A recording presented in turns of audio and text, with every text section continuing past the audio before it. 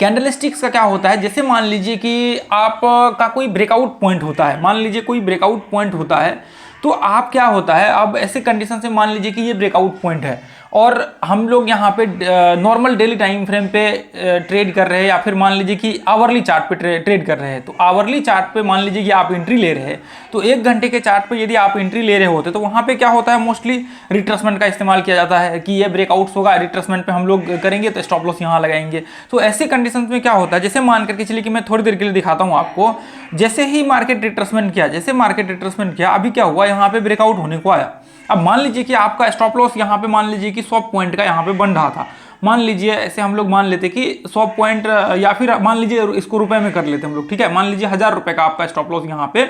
बन रहा था, ठीक है, 1000 रुपए का स्टॉप लॉस यहाँ पे बन रहा था ये रिट्रेसमेंट पॉइंट पे। लेकिन अभी यहाँ पे क्या हो गया, देखिए हम लोग क्या करते हैं, नॉर्मली जो नॉर्मल होते हैं, जो भी नॉर्मल नए मार्केट्स में लोग होते, तो यहाँ पे क्लोजिंग के बाद एक कैंडल जो है एटलीस्ट कम से कम ऊपर क्लोज होने दीजिए, फिर हम लोग एंट्री लेते हैं ऊपर में। तो अभी ऐसे कंडीशंस में क्या होता है, यहाँ पे मान लीजिए कि ये जो है कैंडल यहाँ पे ब्रेकआउट्स वाले कैंडल्स पे इतना बड़ा कैंडल बन गया कि जहाँ जो मान लीजिए कि यहाँ से आप एंट्री लेते, यहाँ पे यदि आप एंट्री लेते, क्लोज होता है इसके ऊपर और यहाँ पे लगाते तो आपका 1000 रुपए का स्टॉप लॉस बनता। लेकिन यहाँ पे इतना बड़ा कैंडलस्टिक्स ये बन गया, एक कैंडलस्टिक्स ये ब्रेकआउट का, कि वो जो क्लोज हुआ, ये जो एक कैंडल है ना, इसी की वैल्यू यदि आप इसके नीचे लगा करके चलेंगे तो आपका स्टॉप लॉस 2000 का यहाँ पे बनेगा, यानी कि आपका स्टॉप लॉस बहुत ज्यादा बढ़ गया। तो ऐसे कंडीशंस में फिर आपको थोड़ा सा सस्पिशन होना स्टार्ट हो जाता है कि मान लीजिए कि ये बहुत ज़्यादा ऊपर ब्रेकआउट होकर के क्लोज हुआ है, मान लीजिए 3% 4% ऊपर जाकर के क्लोज हुआ है। तो ऐसे कंडीशंस में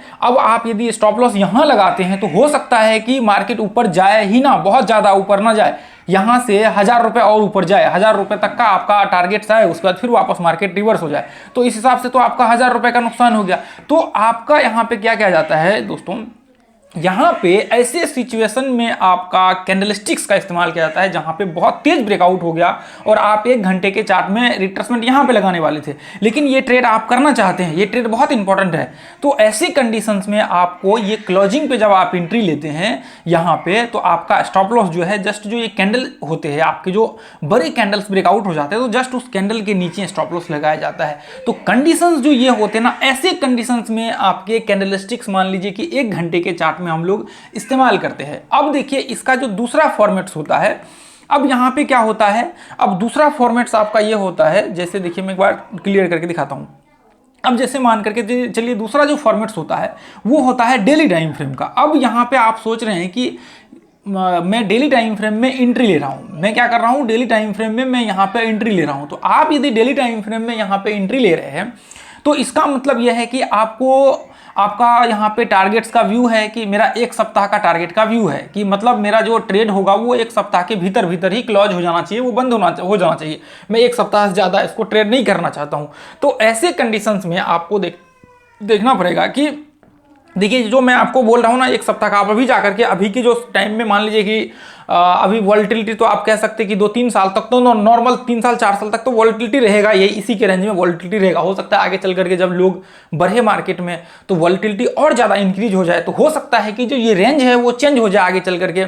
आपको मान लीजिए कि आपका अभी सप्ताह का मैं जो बता रहा हूँ रेंज, ये एग्जैक्ट इसी के आसपास का है। इसी के मान लीजिए अभी आप रिट्रेसमेंट डेली चार्ट्स पे लगाते हैं तो आपके 1 सप्ताह के भीतर भीतर जो है आपका टारगेट्स कितना भी होना, तो 1 सप्ताह के भीतर भीतर उसके अंदर ही आपके टारगेट्स हिट हो जाएंगे। नहीं तो फिर क्या होता है, या तो स्टॉप लॉस आ जाएगा या टारगेट आ जाएगा, या फिर ऐसे में क्या होता है कई बार यदि मार्केट फ्लैट रह गया तो वो बात की कंडीशन है, मार्केट एक ही रेंज में काफी टाइम तक वहां पे चलता चला गया तो फिर वो अलग कंडीशन है, ठीक है। तो ऐसे में वो अब बात को छोड़ करके हम लोग उसको चलते हैं, 10-20% ऐसा होना स्वाभाविक है। तो आपको ये जो अभी रेंज बता रहा हूं ये करंट सिनेरियो का रेंज है। तो ये रेंज तो अभी आपको 4 साल 5 साल तो मेरे ख्याल से चलना चाहिए। अभी लोग धीरे धीरे करके और बढ़ेंगे मार्केट में, तो वॉलेटिलिटी और इंक्रीज होगा, तो फिर जाकर के बाद में हो सकता है कि ये रेंज आपको 4 साल 5 साल बाद और जो है आपको ये और आपका चेंज हो जाए यहाँ पे, तो वो हो सकते हैं। लेकिन अभी तो आपको 3-4 साल 5 साल जो है ये काम करेगा, तो आपको बिल्कुल निश्चिंत रहना है ये इसके ऊपर, ठीक है। आप जाकर के टेस्ट कर लीजिएगा, 2-4 साल बैक टेस्ट करिएगा, आपको पूरा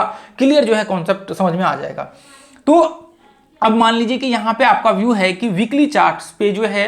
मैं सोच रहा हूँ, सॉरी वीकली चार्ट पे नहीं, मैं सोच रहा हूँ कि यहाँ पे आपका, आप सोच रहे हैं कि यहाँ पे एक सप्ताह के भीतर भीतर मेरा टारगेट आ जाए, इससे ज़्यादा मैं ट्रेड नहीं करना, 2 दिन 3 दिन 4 दिन, इससे ज़्यादा मैं नहीं करना चाहता हूँ, ठीक है। तो ऐसे कंडीशन में क्या होता है यहाँ पे, यदि आप ऐसे कंडीशन में यदि मान लीजिए कि आपने रिट्रेसमेंट का इस्तेमाल किया और ये ब्रेकआउट्स पे आप लेते एंट्री, तो ऐसे कंडीशंस में यदि डेली चार्ट पे आप ट्रेड कर रहे हैं, डेली चार्ट पे एंट्री ले रहे हैं और स्टॉप लॉस जस्ट इसके नीचे लगा रहे हैं, तो आपको यहाँ पे हो सकता है कि आपके 1 सप्ताह से ज़्यादा इंतजार करना पड़े, आपको 2 सप्ताह इंतजार करना पड़े, आपको 3 सप्ताह इंतजार करना पड़े, आपको 4 सप्ताह इंतजार करना पड़े। ये हो सकते हैं आपके साथ, ये कंडीशन लागू हो सकता है, क्योंकि जब भी रिट्रेसमेंट का इस्तेमाल करेंगे तो इसमें स्टॉप लॉस जो आपका होता है वो एसएल बढ़ जाता है। मान लीजिए कि आपका जो वॉलेटिलिटी है वो 3% का, एक स्टॉक का हम लोग मान लेते हैं 3% का मान लेते हैं, तो यहाँ तक ये लो से लेकर के यहाँ तक आने में कम से कम 4-5 तो वैसे भी कैंडल्स लग जाएगा, ये ब्रेकआउट्स करने में 3-4 नहीं भी लगेगा तो आपको 3-4, या फिर यहां से यदि ब्रेकआउट होता है एक ही कैंडल में तो वो परसेंटेज टर्म्स में ज्यादा बढ़ जाएगा। तो ऐसे कंडीशंस में आपके जो परसेंटेज बढ़ जाते हैं तो फिर आपका एसएल बड़ा हो जाता है, और एसएल बड़ा होता है तो इसका मतलब यह है कि जितना बड़ा स्टॉप लॉस होगा उतना ही बड़ा आपके टारगेट्स होने चाहिए। यदि आपके टारगेट्स छोटे हो जाएंगे एसएल के मुकाबले में तो फिर आपका ट्रेड ही गलत हो जाएगा, फिर आपका वो ट्रेड का कोई मतलब ही नहीं, इसका मतलब आप नुकसान में रह रहे। तो इसलिए जितना बड़ा स्टॉप लॉस होगा उतना बड़ा आपका टारगेट होगा, जितना स्टॉप लॉस होगा उतना ही टारगेट होगा। तो अब यहाँ पे सोच लीजिए आपकी ये कंडीशंस में आप एंट्री लेते हैं, यहाँ पे ये ब्रेकआउट्स पे आपने एंट्री लिया, तो ऐसे कंडीशंस में हम लोग डेली कैंडल्स के जस्ट नीचे यहाँ पे जो फिर डेली टाइम फ्रेम में डेली के कैंडलस्टिक्स का फिर हम लोग इस्तेमाल करते हैं, कैंडलस्टिक्स के जस्ट नीचे स्टॉप लॉस लगाते हैं, और उसके बाद यहाँ पे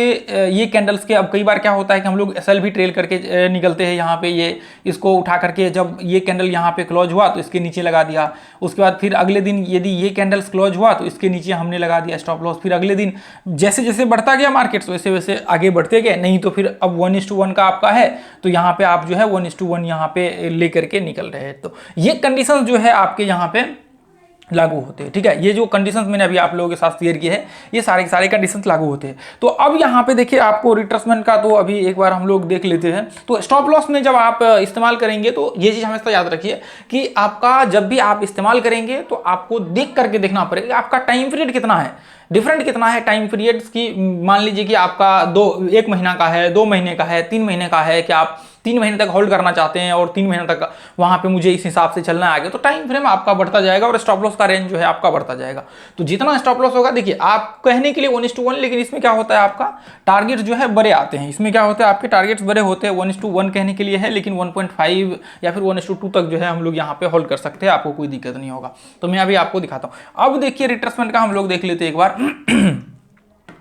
जैसे मान लीजिए कि आपका रिट्रेसमेंट का हम लोग यहाँ पे इस्तेमाल कर रहे हैं, रिट्रेसमेंट का हम लोग इस्तेमाल करते हैं, तो ऐसे में क्या होता है रिट्रेसमेंट का इसलिए इस्तेमाल किया जाता है। रिट्रेसमेंट का देखिए जैसे मान लीजिए कि ये लो है और ये पॉइंट्स है, तो ऐसे में क्या होता है ये ट्रेंड क्लियर होता है, और फिर क्या होता है आगे चल करके यदि इस तरह से ब्रेकआउट होते हैं, तो यदि मान लीजिए कि ये इसको ब्रेक कर रखा है मार्केट और आपने ये ब्रेकआउट्स पे एंट्री लिया है, इसके नीचे स्टॉप लॉस लगाते हैं, तो बहुत चांसेस होते हैं कि यदि आगे चल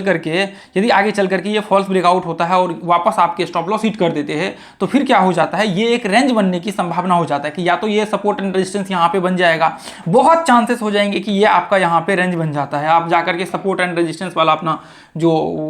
प्लेलिस्ट है उसमें जाकर के देखिएगा, तो इसको हमने पूरा कॉन्सेप्ट क्लियर किया हुआ है कि ये क्यों होता है, किस लिए होता है, क्या रीजंस है, ये एक बार जरूर आप चेक कर लीजिएगा सपोर्ट रेजिस्टेंस। क्योंकि देखिए सपोर्ट रेजिस्टेंस आपने देखे होंगे, लेकिन जो हमने वीडियो बनाए हुए हैं वो बहुत डिफरेंट है, वो पूरा डिफरेंट है, 100% डिफरेंट है। आपको ये कंटेंट कहीं नहीं मिलेगा। जो चीज देखिए, जो चीज रियल में एग्जिस्ट करता है वो चीज आपको देखने को नहीं मिलेगा, और ये चीजें सिर्फ एक्सपीरियंस से आती हैं, ये चीजें सिर्फ एक्सपीरियंस से आती हैं, और आप इसको कहीं भी खरीद नहीं सकते, और एक्सपीरियंस आप खरीद नहीं सकते। आप यहाँ पे पूरे स्टॉक मार्केट के जितने हैं सबके कोर्स खरीद सकते हैं, हर चीज खरीद सकते हैं, पर आप एक्सपीरियंस किसी का नहीं खरीद सकते। तो इसलिए आपको ये चीज देख करके चलना पड़ेगा। इसलिए हम लोग स्टॉप लॉस जस्ट इसके नीचे लगाते हैं, या तो मार्केट रेंज में आ जाएगा, या फिर क्या हो जाएगा यदि इसको ब्रेक किया तो हो सकता है कि मार्केट नीचे जो है ब्रेक होने के बाद वापस नीचे ब्रेक डाउन करके इस तरह से मार्केट जो है कंटिन्यू कर ले ट्रेंड्स कुछ। तो ये रीजंस होते हैं स्टॉप लॉस जस्ट उसके नीचे रिट्रेसमेंट के नीचे लगाने का। तो इसके ऊपर हमने आज जो भी एनालिसिस किया हुआ है ये बहुत ही इंपॉर्टेंट एनालिसिस है। ये आपको कोई भी जो है फ्री में आपको देने वाला तो है नहीं, लाखों रुपए लेकर के भी नहीं देगा। तो देखिए अब यहाँ पे हम लोग क्या करते हैं, मैं जस्ट देखिए इसके ऊपर आपको पूरा फुल डिटेल्स चाहिए ना। अब आप सोचेंगे कि मतलब हर कंडीशंस में आपको क्या करना है, अपना जो स्विंग ट्रेडिंग वाला कोर्स है ना, स्विंग ट्रेडिंग वाला कोर्स प्लेलिस्ट जा करके देख लीजिएगा, आपको जो है आई बटन में मिल जाएगा, आप चेक कर लीजिएगा। प्लेलिस्ट में जाकर के स्विंग ट्रेडिंग वाला कोर्स का जो है पूरा का पूरा आप वॉच कर लीजिएगा। फ्री ऑफ कॉस्ट हमने डाल रखे हैं, आपको कोई उसमें चार्ज नहीं लगेगा उसका, ठीक है। चलिए तो अब देखिए ये सब आपको कॉन्सेप्ट क्लियर हो जाएगा। अब जैसे मान लीजिए कि मैं यहाँ पे देखिए ये जस्ट मैं इसे पकड़ लेता हूँ, ये अप ट्रेंड का, ऐसे मान लेते हैं कि हम लोग मार्केट का यहाँ से ट्रेंड चेंज हुआ, आपको लगेगा कि मार्केट यहाँ पे नीचे गिर रहा है, तो ऐसे में ट्रेंड जब चेंज होता है ये रेंज में, आप देखिए यहाँ पे ये देखिए ये रेंज में है, तो हम लोग ये यदि इसको देखें इस हिसाब से तो ये देखिए इसे तो अप ट्रेंड में होगा मेरे ख्याल से। अच्छा ये कौन सा स्टॉक है, अभी बहुत सारे स्टॉक है, ऐसा नहीं है कि सिर्फ इसी में एक वो करना, ठीक है। बहुत सारे स्टॉक है, जो अप ट्रेंड के स्टॉक होंगे उसको आप सेलेक्ट कर लीजिए, जो डाउन ट्रेंड के होंगे उसको छोड़ दीजिए। अब देखिए ये रेंज में ही है यहाँ से, ये देखिए ध्यान से, यदि मैं यहाँ से इस तरह से दिखाऊँ आपको तो ये देखिए ये रेंज में है, यहाँ से ये इस तरह से देखिए, तो इसको हम लोग इसी में देख रहे हैं, आप कोई दिक्कत नहीं। और भी बहुत सारे स्टॉक है, मैं ऐसे लगा देता हूँ, देखिए यहाँ से टॉप गेनर जो होगा वो इधर आ गया आपका, इधर हम लोग लगा लेते हैं इसको, जो आज अभी जस्ट अभी मार्केट में चल रहा है। ये देखिए मैं यहाँ पे क्या करता हूँ, इसको रिमूव कर देते हैं। ये देखिए अभी क्या करते हैं, डेली चार्ट हमने लगा लिया है, अब वापस क्या करते हैं, देखिए ये देखिए अब यहाँ पे मैं आपको दिखा देता हूँ, आप ज़रूर चेक करिएगा इसको जा करके, ठीक है। अब जैसे मान लीजिए कि मैं एक बार ब्रेकआउट को क्लियर कर लेते हैं, फिर उसके बाद जो है देखेंगे कि उस वहाँ पे रिट्रेसमेंट करता है, तो फिर ट्रेड का मैं आपको दिखाता हूँ। जैसे ये देखिए इसमें तो कुछ ज़्यादा ही, यदि एक बार सीक्वेंस में ट्रेंड हो तो फिर उसमें क्लियर दिखेगा, या फिर एक, चलिए यहाँ पे हम लोग देख लेते हैं। यहाँ पे देखिए क्योंकि मैं 1 घंटे का भी लगा करके दिखाना चाहता हूँ ताकि आपका कॉन्सेप्ट क्लियर हो जाए, आपको दिक्कत ना हो। चलिए यहाँ पे देखिए, ये देखिए जैसे मान लीजिए कि ये पॉइंट से मार्केट यहाँ पे रिट्रेसमेंट किया, अब यहाँ पे मार्केट यहाँ तक रिट्रेसमेंट किया, तो स्टॉप लॉस जस्ट थोड़ा सा यहाँ पे मान लीजिए कि इसके नीचे हम लोग लगा करके रखेंगे सेल। अब देखिए इसके ऊपर यदि एक कैंडल क्लोज होगा तो फिर हम लोग एंट्री ले सकते हैं। इसके ऊपर एक कैंडल, मान लीजिए कि यहाँ पे ये कैंडल क्लोज हो गया, ये कैंडल क्लोज हो गया, तो अब जैसे ही ये कैंडल यहाँ पे क्लोज हुआ, आप देखिए यहाँ पे ये कैंडल जैसे ही यहाँ पे क्लोज हुआ, ये देखिए जैसे ही मान लीजिए कि ये कैंडल जो है ना आपका क्लोज हो गया, अभी थोड़ी देर के लिए इसको हम लोग मार्क कर लेते हैं, ऐसे मान लेते हैं क्लोज हो गया यहाँ पे कैंडल। ये देखिए यहाँ से मार्केट रिट्रेसमेंट किया, ये लो तक, तो एसएल तो यहाँ पे लगेगा इसके नीचे, तो यदि आप यहाँ पे एंट्री ले रहे हैं तो इसके ये उसके ऊपर एंट्री होगा आपका। अब जैसे ही ये कैंडल जो आपका ये वाला कैंडल है ये क्लोज हुआ, तो आप क्या करेंगे, एंट्री इसके ऊपर लगे। मैं एक बार दिखा देता हूँ आपका, ये इसको लगा करके, ये देखिए ये यहाँ पे एंट्री होगा, यहाँ पे जब आपका एंट्री होगा तो स्टॉप लॉस जस्ट इसके नीचे बनेगा। तो स्टॉप लॉस आपका कितना, लगभग 4% के करीब यहाँ पे बना हुआ है। तो आप यहाँ पे देखिए कि आपका जो ट्रेडिंग सेशन है, यहाँ पे ट्रेडिंग सेशन आप देखिए कितना टाइम लगा है आपका। देखिए 14 तारीख को यहाँ पे जो है ट्रेड एग्जीक्यूट हुआ है, और आपका 6 जुलाई को टारगेट आया है। यहाँ पे देखिए ध्यान से 6 जुलाई, लास्ट 14 जून टू 6 जुलाई, ठीक है। तो यहाँ पे देखिए कि टाइम पीरियड का कितना है, क्योंकि बीच में वो भी था, छुट्टी भी होगा इसका, शनिवार रविवार भी होगा, तो इसलिए वो टाइम डिफरेंट दिखा रहा है। तो ये चीज आप देखिए कि यहाँ पे कितना टाइम लगा हुआ है, ठीक है। आप कैंडल्स को गिन लीजिए, ऐसे दिख रहा है आपको चार्ट पे। तो अब यहाँ पे देखिए यदि ऐसे कंडीशंस में मैं यदि आपको दिखाऊं यहाँ पे कि आपने यहाँ पे क्या करा, ये कंडीशंस में स्टॉप लॉस हम लोगों ने यहाँ पे रखा, ये कैंडल है जिस कैंडल को हम लोग यहाँ पे देख रहे थे, और एंट्री हमने यहाँ पे लिया, स्टॉप लॉस जस्ट इसके नीचे लगाया हमने। तो अब ऐसे कंडीशंस में क्या होगा, अब वो एक बार देख लेते हैं। अब देखिए एक बार फ्लैट हो गया तो वो बात की बात है, अब इसके नीचे जस्ट हमने यहाँ पे स्टॉप लॉस लगा दिया। तो ऐसी कंडीशंस में आप यहाँ पे देखिए यदि 1:1 यहाँ पे देखें तो 1:1 जो है आपका जस्ट इसके यहाँ पे देखिए 1 2 3 4 5 दिन के 5वें दिन के कैंडल्स पे जो है आपका यहाँ पे 14 जुलाई टू 21 जून, ठीक है, सॉरी जून टू जून, ठीक है। तो यहाँ पे देखिए आपके 5 दिन के भीतर ये जो 5 कैंडल्स के सेशन दिख रहा है, मान लीजिए आप कैंडल्स को गिन लीजिए, उसके हिसाब से यहाँ तक जो टारगेट्स आ रखा है, तो आप देखेंगे कि हमने जस्ट इसके नीचे स्टॉप लॉस लगाया। अब देखिए ऐसा नहीं है कि ये जो है वो है, आपको ये चीज देख करके चलना पड़ेगा कि आप टाइम फ्रेम कौन सा इस्तेमाल कर रहे हैं और ब्रेकआउट इसका कैसा है। अब आप सोचिए कि यदि यहाँ पे छोटा सा कैंडल बन गया, ये ब्रेकआउट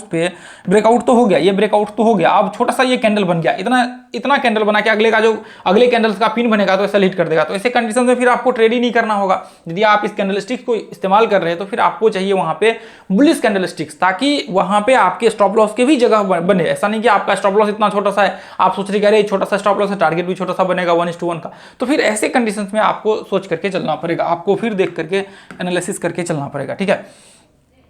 तो अब देखिए, जैसे यहाँ पे देखिए, ये पॉइंट पे देखिए, यहाँ पे हम लोगों ने यहाँ पे देखा ये कैंडल यहाँ पे क्लोज हुआ, अब जस्ट इसके ऊपर हमने एंट्री लिया और स्टॉप लॉस जस्ट इसके नीचे लगाया। तो देखिए यहाँ पे, ये देखिए यहाँ पे हमने एंट्री लिया जस्ट इसके ऊपर थोड़ा सा यहाँ पे, उसके बाद हमने स्टॉप लॉस यहाँ पे लगाया। तो ये देखिए इसका टारगेट जो